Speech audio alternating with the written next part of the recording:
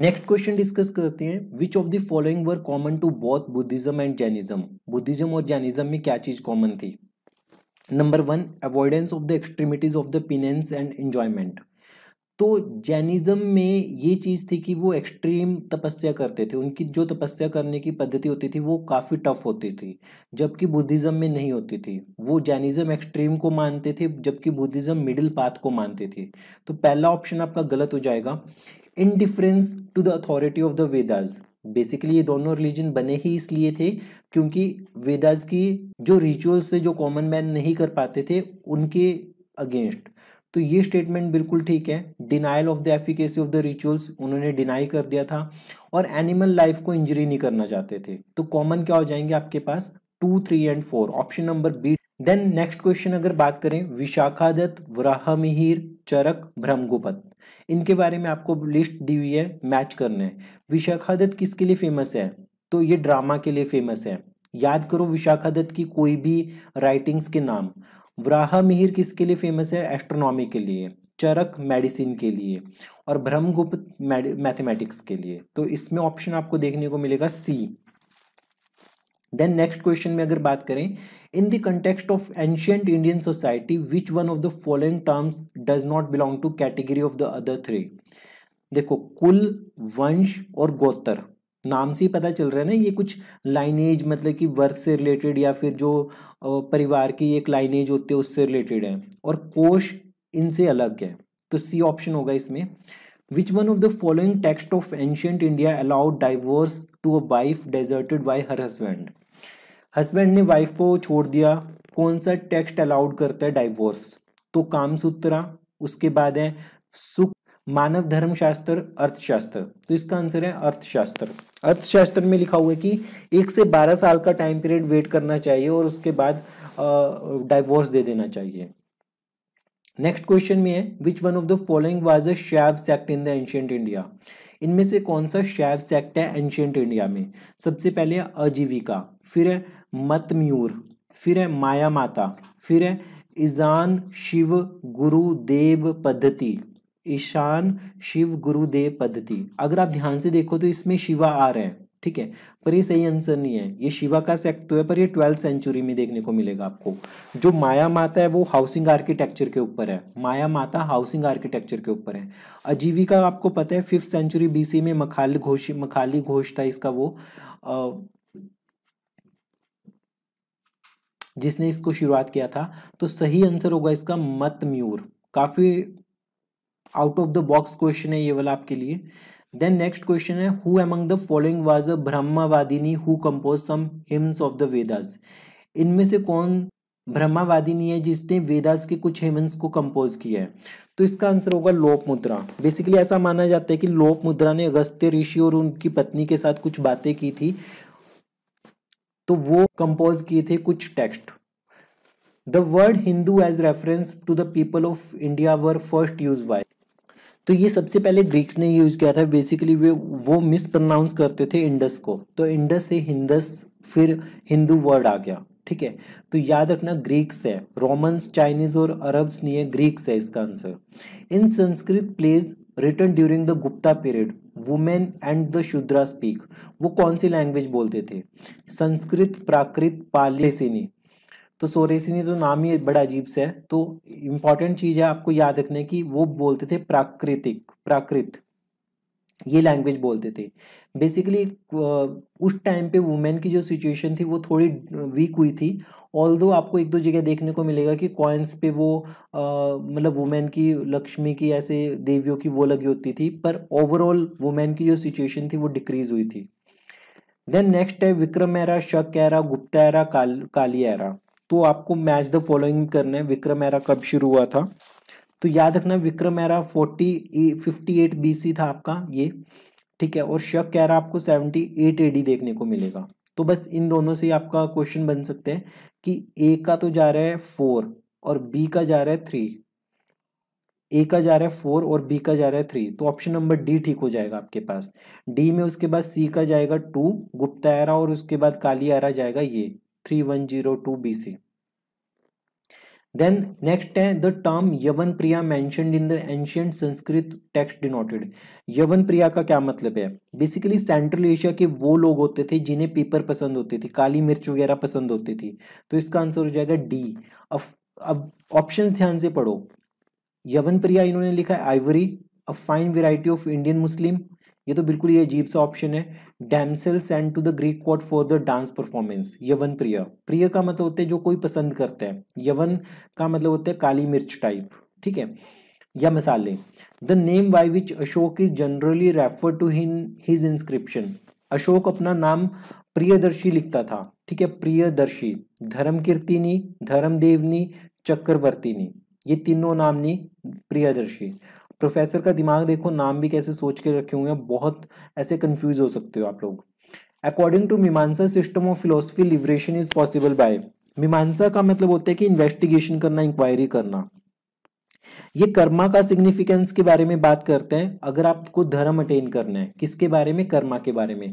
योगा तो पतंजलि का हो गया, ठीक है, तो ये कर्मा के बारे में बात करेगा। ये ऑप्शन तो गलत हो जाएगा। बेसिकली ये भी कंफ्यूजिंग क्वेश्चन था, जनन, भक्ति या कर्म।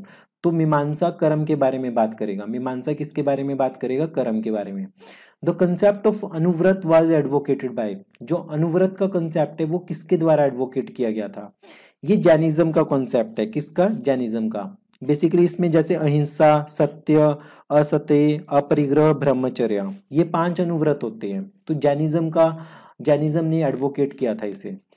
विच one of the following is the most fundamental difference between the Mahayana and Hinayana, Mahayana और हीनयान में क्या डिफरेंस है?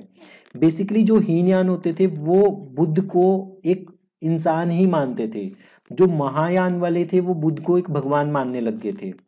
तो इनमें से कौन सा मोस्ट फंडामेंटल डिफरेंस है? Worship of gods and goddesses, तो ये देखने को मिलेगा वो पूजा करने लग गए थे, जबकि हीनयान वाले पूजा नहीं करते थे ऐसे भगवान की और देवियों की, जबकि महायान वाले करना शुरू कर दिया था। The earliest evidence of silver in India is, silver का एविडेंस कहाँ पे मिलता है? चालकोलिथिक कल्चर में, वैदिक टेक्स्ट में, सिल्वर पंचमार्क्ड कॉइन्स में, हड़प्पन कल्चर में। सिल्वर पंचमार्क्ड कॉइन तो बहुत बाद में आए थे, ठीक है, उससे पहले हड़प्पन कल्चर में आपको सिल्वर देखने को मिल जाएगा। तो 95 का ऑप्शन नंबर ए होगा। फिर अगर हम बात करें in ancient Indian history geography the name Ratnakar, Ratnakar का मतलब क्या होता है? तो रत्नांकर का मतलब इंडियन ओशियन से रिलेटेड है, इंडियन ओशियन, ठीक है। तो बाकी ऑप्शंस क्या है? Arabian sea, bay of Bengal, the confluence of the Ganga Yamuna and the mythical Saraswati at Prayag. तो ये तीनों गलत होंगे, इंडियन ओशियन इसका सही आंसर है। Which one of the following uses was a post वैदिक डेवलपमेंट, पोस्ट वैदिक डेवलपमेंट कब कौन सी है इनमें से? धर्म, अर्थ, काम, मोक्ष, ये वैदिक टाइम पीरियड में देखने को मिलेगा आपको, धर्म, अर्थ, काम और मोक्ष।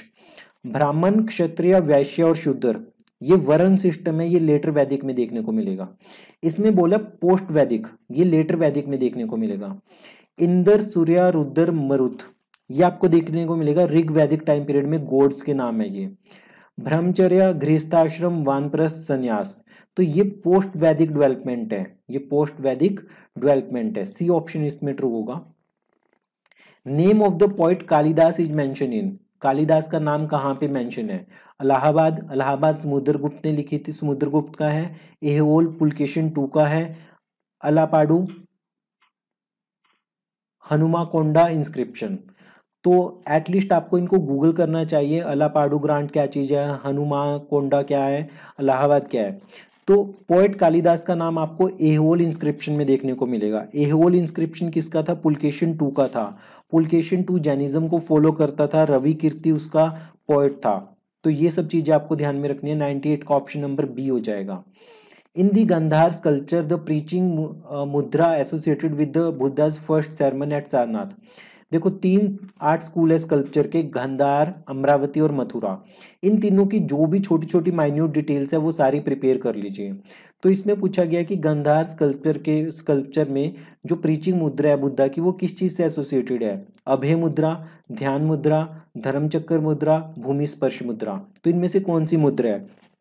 अब ऐसा नहीं है कि आपको सारी मुद्राएं रटने बैठ जाना है। तो इस क्वेश्चन में धर्मचक्र मुद्रा है, तो उसमें अगर आप ध्यान से देखोगे ना, जो थंब है और जो इंडेक्स फिंगर है वो दोनों मिल रही है और वो मिलके सर्कल बना रही है। विजुलाइज कर सकते हो आप, जो अंगूठा और इंडेक्स फिंगर है उनके जो टिप है वो मिलके सर्कल बना रही है। तो ये मुद्रा आपको गंधार स्कल्पचर में देखने को मिलेगी, धर्म चक्कर। Then Toraman belong to the ethnic horde of, Toraman किससे बिलोंग करते थे? ये बिलोंग करते थे हुन्स। हुन्स की इन्वेजन होगी थी, उसके बाद आपका गुप्ताज का एंड देखने को मिलेगा आपको। Which one of the following, next question है, which one of the following important trade centre of ancient India was on the trade route connecting Kalyan with the Vengi. तो देखो ऐसा क्वेश्चन रियल टाइम एग्जाम में आप छोड़ ही सकते हो अगर आपको नहीं पता, क्योंकि ये नाम इतने बेकार है, टागरा, श्रीपुरा, त्रिपुरी, ताम्रलिप्ति। ताम्रलिप्ति बेसिकली एक पोर्ट था, तो पर इसका आंसर है टागरा। रट्टा मारो, या तो इस ऐसे क्वेश्चन को अगर रिपीट हो गया तो आपको आना चाहिए, अदरवाइज हर एक का नाम, हर एक को कीवर्ड को सर्च कर लीजिए आप, ठीक है। नेक्स्ट क्वेश्चन है, the last in the succession of the Jain तीर्थंकर, जो सबसे लास्ट में वो कौन से थे? पार्श्वनाथ, ऋषभनाथ, महावीर, मनीसुवर्त। तो आपको इन चारों का ही पता होना चाहिए वैसे तो, फर्स्ट, सेकंड, 23rd और 24th। तो लास्ट जो थे वो महावीर थे। The Buddhist sect Mahayana formally came into existence during the reign of, Mahayana किसके टाइम पीरियड में आया? तो सबसे पहले आपके पास है अजातशत्रु, अशोक, धर्मपाल, कनिष्क। तो अजातशत्रु के टाइम के आसपास तो बुद्ध अभी जिंदा थे, तो उस टाइम तो नहीं हो सकता, ये गलत हो जाएगा। धर्मपाल 7th-8th सेंचुरी के आसपास है, ये भी गलत हो जाएगा। अशोका के टाइम पीरियड में आपको स्तूप देखने को मिले थे, पर अभी महायान एग्जिस्टेंस में आया था, इस चीज के बारे में नहीं आप कह सकते। तो कनिष्क जो फर्स्ट मतलब कि फर्स्ट सेंचुरी के आसपास था, तो उसके टाइम पीरियड में महायान एग्जिस्टेंस में था, तो इसका ऑप्शन नंबर डी ठीक है। नेक्स्ट है द टर्म निशक, निशक एक कीवर्ड आ गया, which mean an ornament in the Vedic period was used in the later time to denote a coin. ये कॉइन के लिए यूज होता था, वेपन, एग्रीकल्चर इंप्लीमेंट, स्क्रिप्ट, इनके लिए नहीं, निशक कॉइन के लिए यूज होता था। चाणक्य का एक और नाम है, जैसे कच्चा नाम पक्का नाम होता है, चाणक्य का एक और नाम था विष्णुगुप्त, ठीक है। In Jainism perfect knowledge is referred to as Jin, Ratan, Kaivalya, nirvana. Perfect knowledge को क्या बोलते हैं? कैवल्य बोलते हैं, Kaivalya. Ashokan inscription were first deciphered by, ये किसने डिसिफर किए थे? ये किए थे जेम्स प्रिंसेप ने, James Prinsep, option number C. A lot of details regarding the village administration under the Cholas is provided by the inscription at, मतलब कि विलेज एडमिनिस्ट्रेशन के बारे में बहुत सारे डिटेल्स जो चोलास के अंडर थे वो कौन से इंस्क्रिप्शन में है? थंजावुर, उरेयूर, कांचीपुरम, उत्तर मेरूर। तो इसका सही आंसर है उत्तर मेरूर। तो आपको ये चारों इंस्क्रिप्शंस के बारे में एक बार गूगल करके आइडिया रखना है कि कौन से रूलर ने बनवाया और उसकी लोकेशन क्या है।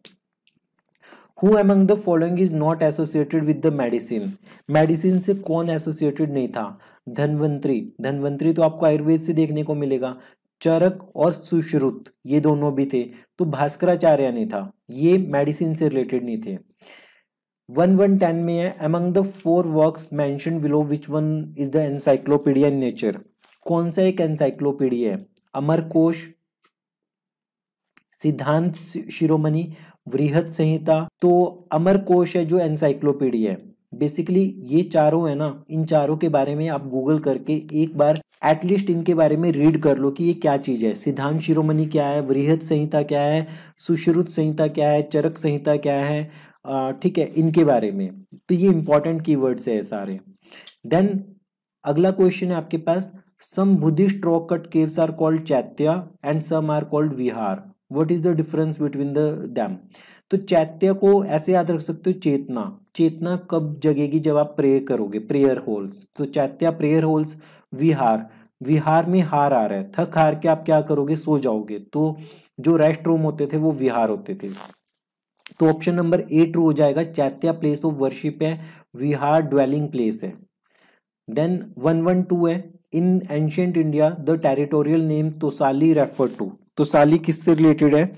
The area of the river Mahanadi, the area of the river Mahanadi. तो तोसाली इससे रिलेटेड है, तो ये याद रखना। Region between the river Jhelum and Chenab गलत, रिवर सोन गलत, कावेरी गलत। तो तोसाली को महानदी से याद रखना। तो ये थे हमारे पास कुछ एमसीक्यूज, इंपॉर्टेंट एमसीक्यूज थे ये सारे, ठीक है।